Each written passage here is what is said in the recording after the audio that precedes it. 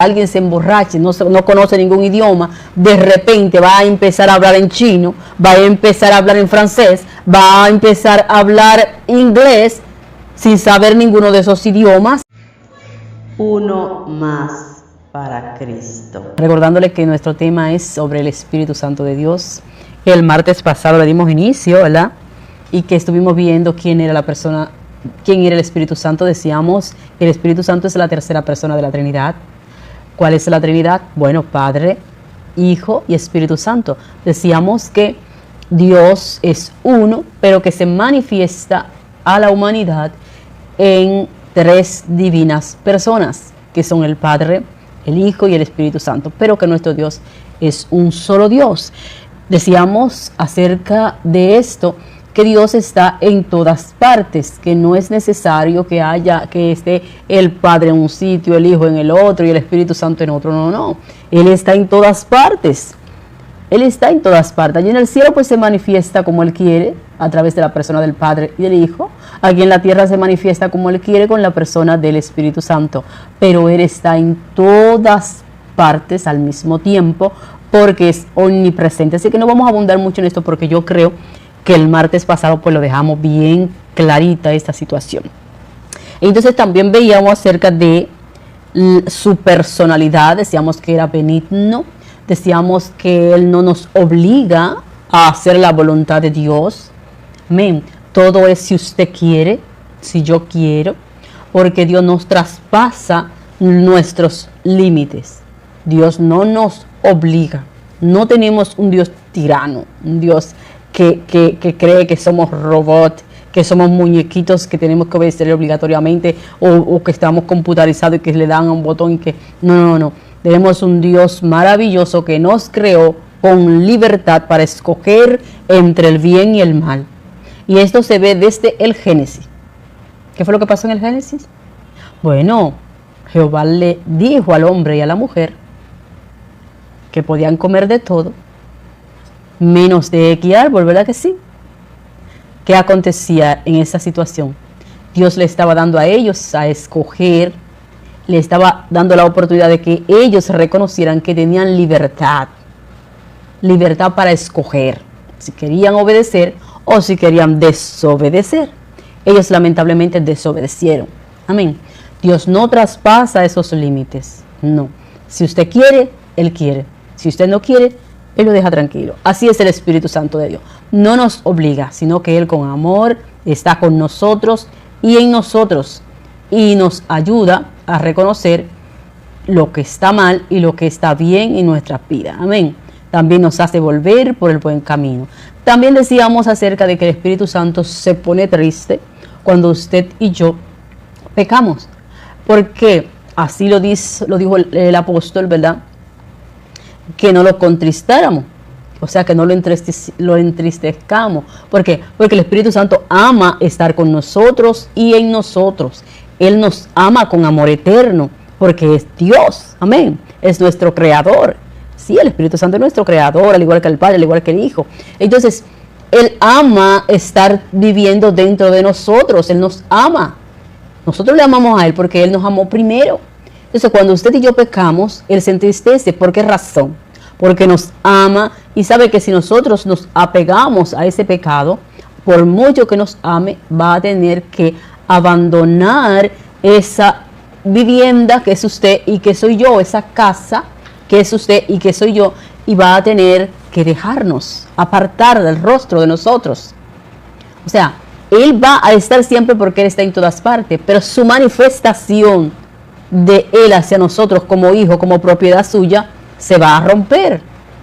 Entonces por eso se entristece. Porque no hay cosa que nos cause más tristeza que cuando estamos en un lugar que amamos, nos saquen de allí. ¿Verdad que sí? Entonces Él se entristece y nos dice el apóstol, nos recomienda que no lo hagamos poner triste, o sea, que no pequemos para que no se entristezca, para que Él permanezca en nosotros en paz y con gozo, con alegría. Amén.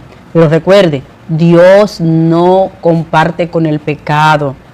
Si nosotros le ofendemos, inmediatamente el mismo Espíritu nos hace sentir tristeza y dolor por nuestro pecado. Pero si nosotros callamos esa voz del Espíritu, nos hacemos de la vista gorda y seguimos en pecado, entonces Él aparta su manifestación en nuestras vidas y nos deja que sigamos nuestro camino, porque somos libres para escoger. Amén.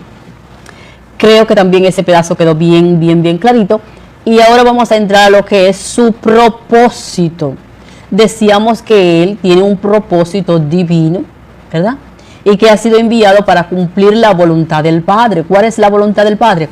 Que Él esté con nosotros y en nosotros, que nos santifique, que nos consuele, que nos redarguya de pecado, que nos haga saber lo que no está bien, que nos guíe a través de su palabra a hacer lo correcto, porque Él es quien va a entregarnos al Padre, o sea, a Jesús en las nubes. Entonces, Él tiene un propósito divino que es cumplir la voluntad de nuestro Padre también, es exaltar y glorificar a Jesucristo en nuestra vida.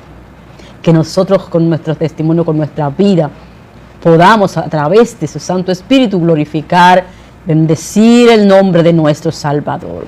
Entonces, Él no le controla, o sea, decíamos que Él no nos controla, no, Señor, Él nos da libertad, pero ese es su propósito, instruirnos. Él no puede ser detenido por las fuerzas del maligno, sino que sigue su obra en unión con el Padre y en unión con el Hijo. El Espíritu Santo de Satanás no lo detiene. No, Señor, no lo puede detener. Si Él es Dios, no hay demonio, no hay Satanás que lo pueda detener. La obra del Espíritu Santo, la único que lo detenemos en nuestra vida, esa obra, somos usted y yo. Fíjese qué cosa. La obra del Espíritu Santo en mi vida y en su vida no la detiene ni Satanás ni los demonios. La detiene usted y yo. ¿Cuándo? Cuando nos negamos a hacer su voluntad. Inmediatamente nos negamos a hacer su voluntad. Inmediatamente nos negamos a seguir hacia adelante en los caminos del Señor. Detenemos su obra en nuestra vida. Porque es como le digo, Él no traspasa los límites de nuestra voluntad. Amén. Él respeta eso. Aunque esto nos perjudique, Él lo respeta. Usted me dirá, pero ¿por qué hay personas que testifican que se apartaron de Dios y que Dios le castigó y que Dios le permitió pasar momentos difíciles para que volvieran al... Dios no hace esas cosas. Dios no nos lastima. Lo que acontece es que cuando Dios se aparta, Satanás se aprovecha. Fíjese que cuando el pueblo de Israel se iba tras los ídolos, se iba tras las demás naciones que estaban allí paganas, Dios, ¿qué hacía? Volvía el rostro, o sea, los dejaba solo. Cuando los dejaba solo, el enemigo se aprovechaba, iban a la guerra contra ellos y le ganaban. Los subyugaban, lo esclavizaban. Pero ¿quién era el que hacía esto? El enemigo. ¿Por qué? Porque ellos estaban solos, porque Dios se había apartado de ellos. No era que Dios lo atacaba, no, era que Dios se apartaba y el enemigo lo sabía y los atacaba y lo vencía. Así acontece con nosotros. Cuando nosotros andamos mal delante de la presencia del Señor, nos apartamos de Dios, dejamos a Dios, Él nos deja, porque somos libres para escoger entre el bien y el mal. ¿Qué hace el enemigo? Se aprovecha y empieza que nos enferma, que nos hace esto, que nos hace lo otro, que se pasan ciertas circunstancias difíciles en nuestras vidas, en nuestras familias. No tenemos la confianza de volver al Señor y pedirle perdón y pedir su ayuda. Pero no es que Dios nos ha dejado para que nos está lateando y que nos está dando y que nos está golpeando. Es que volteó el rostro y nos dejó solos. Usted sabe que si Satanás es ladrón y ve la puerta abierta, ¿qué va a hacer? ¿Va a entrar? ¿A qué? A robarle la paz, a robarle el gozo, a robarle la salud, a robarle la finanza, a hacer que usted tenga un sinnúmero de situaciones difíciles. Claro que sí, porque el Señor Jesús, si usted no lo llama, Él no entra, Él está a la puerta y toca. Y si usted no lo deja entrar, Él no entra. Pero Satanás, si nada más tiene que ver la puerta abierta, entra, pero rápido, a destruir. Porque ese es su trabajo. Dice la palabra de Dios que Él vino a matar, a robar y a destruir. Cuando estamos en los caminos del Señor y el Señor está con nosotros como poderoso gigante, Él no se puede aprovechar de nosotros, sino que llega hasta donde Dios le permita. Pero cuando estamos solos, mire, él puede entrar porque tiene la puertecita abierta. Bendito sea el nombre del Señor. Entonces, no ha sido que Dios lo ha hecho, sino que Dios ha volteado el rostro. Bendito es el nombre del Señor. Vamos a ver qué es lo que nos dice Juan 16:7. Dice, la dirección del Espíritu Santo iba a ser una ventana mayor que la presencia del mismo Jesús, en esto de que Él está presente en todo lugar y en todo momento. Claro que sí, porque Jesús, cuando se manifestó junto a los discípulos, lo hizo con una persona, como una persona humana. Amén. Como una persona humana, y estaba con los discípulos como hombre, 100% hombre.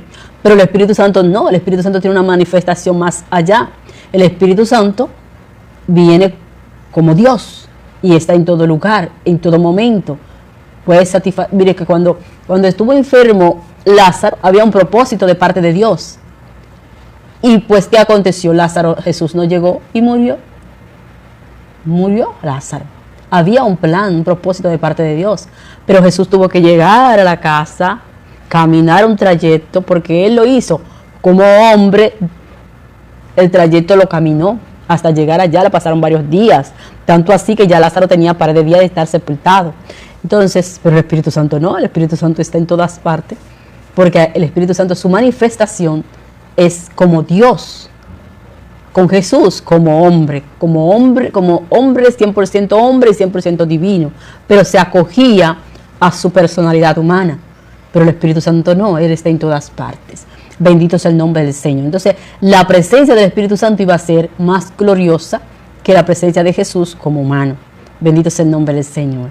Entonces dice en Hechos 2, capítulo 2, o sea, Hechos capítulo 2, verso 2, ¿qué es lo que nos dice? Vamos a ver qué es lo que nos dice. Dice, vamos a leer acá primero. Ellos estaban juntos esperándole, como Jesús le había mandado. Dios acompañó la llegada del Espíritu Santo con grandes señales.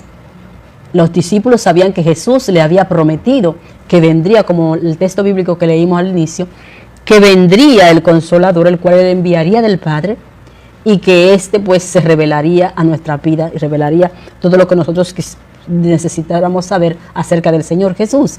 Entonces, ellos lo estaban esperando. Ellos se quedaron allí donde Jesús le dijo, quédense ahí hasta que venga sobre vosotros el Espíritu Santo. Entonces, ¿cómo llegó? Bueno, hubo una manifestación gloriosa allí. ¿Por qué? ¿Dios necesita hacer todo eso? No, era porque es que el hombre no puede ver más allá de sus ojos. Nosotros sabemos que Dios está en todas partes, que para Dios no hay límite, que Dios todo lo puede, que Dios todo lo sabe.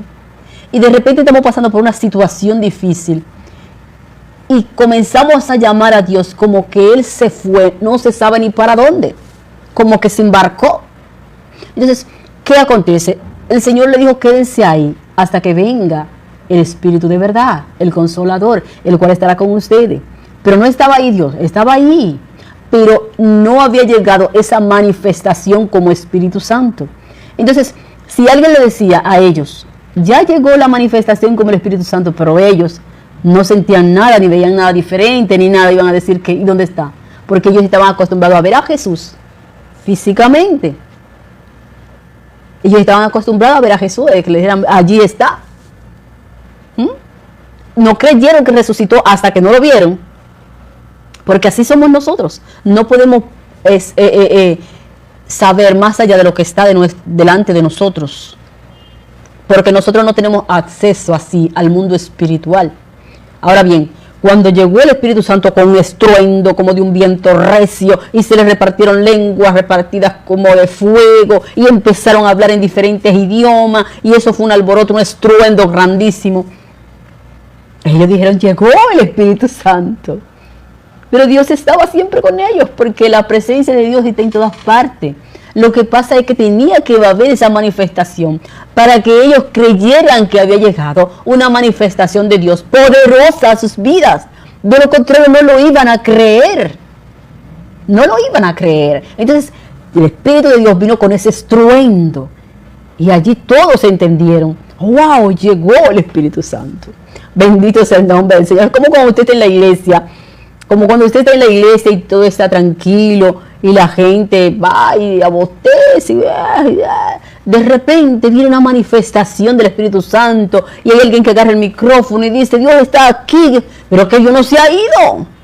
Dios vive en nosotros y con nosotros.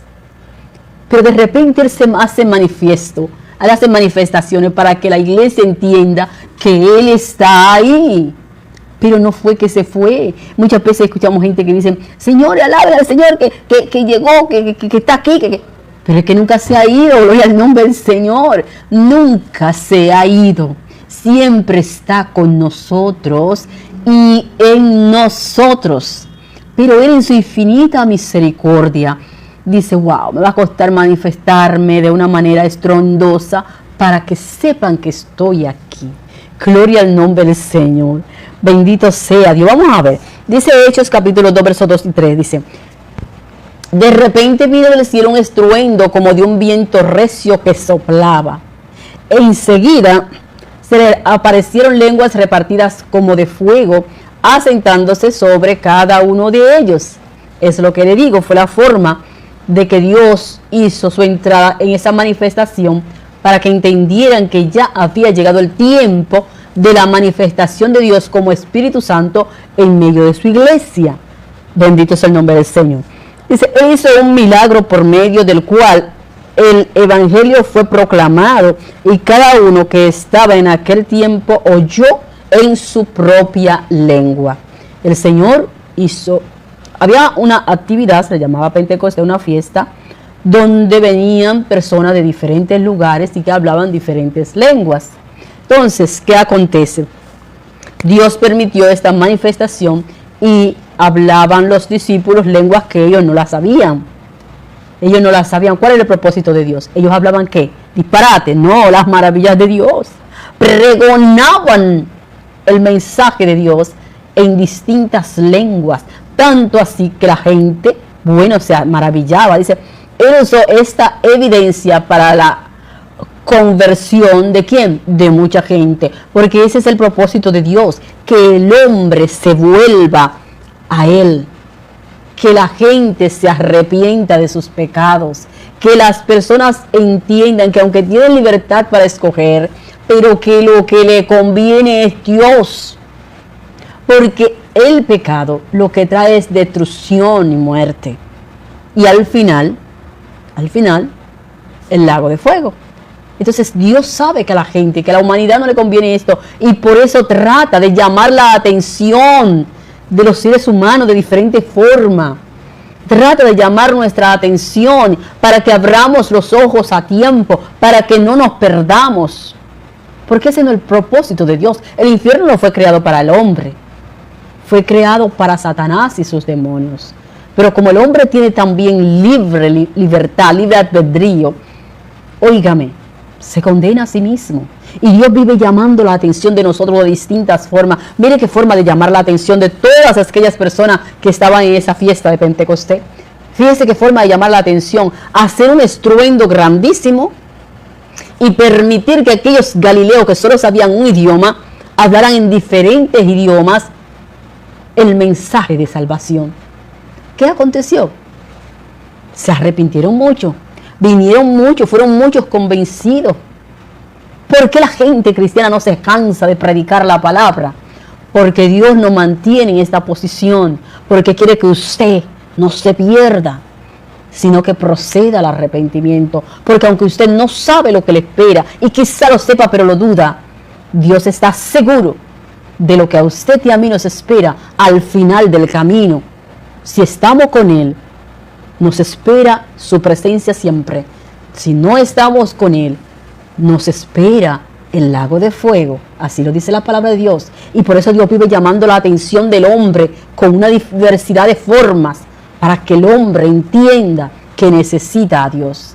Sigue diciendo Hechos capítulo 2. Vamos a leer ahora el verso 4. Vamos a leer a partir del verso 4. Dice, su predicación resultó tan eficaz que los que observaban se quedaron maravillados de que esos hombres galileos sin letra hablaran de manera que otros que eran incrédulos, ¿verdad?